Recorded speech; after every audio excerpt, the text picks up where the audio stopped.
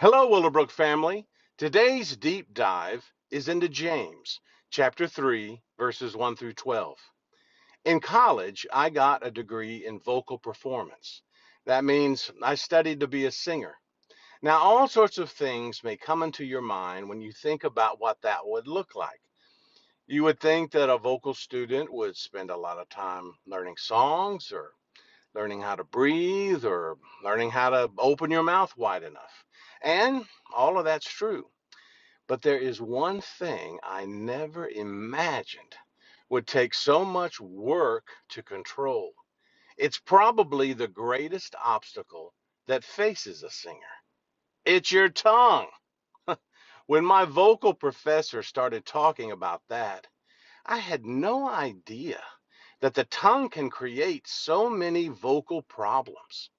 I spent the next 4.5 years learning to control it. And let me tell you, it's like the tongue has a mind of its own and it's very difficult to tame. We see the same thing in James chapter 3. God's word shows us that something so small can cause so much hardship and difficulty. In fact, James visualizes how a small thing can influence big things. He starts with a teacher. One bad teacher can influence a generation of students, and those students will influence more students. And this is why God judges teachers more harshly. But it doesn't stop there. Did you know that when you stumble along your life's path, and everyone does, it's often caused by your tongue, the things you say? In fact, God's word even says that if we could control our tongue, we would prevent stumbling altogether. Then James continues to visualize this truth by using a horse and a ship, two big things. A small bit in the mouth of a horse can control the whole horse, and a small rudder on a big ship, even when the winds of this world are strong, can direct its course to its destination safely.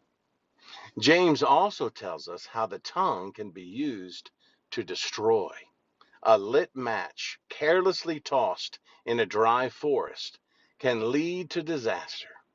Sometimes something will come out of your mouth and it will turn everything around you into a raging wildfire. Think of the times that you wish you could take back those few words. Here's a sobering thing that James tells us: man cannot control the tongue. In his own power, man can control a lot of things, but not the tongue.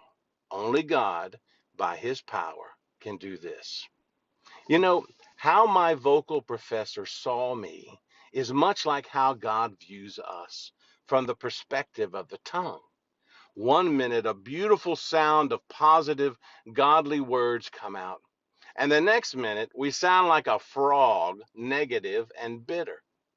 So, today, as you pray about the course of your life, the decisions you will make, and the needs you will have, ask God for one more thing: to help you control what you say and to make your words turn into beautiful music for those around you.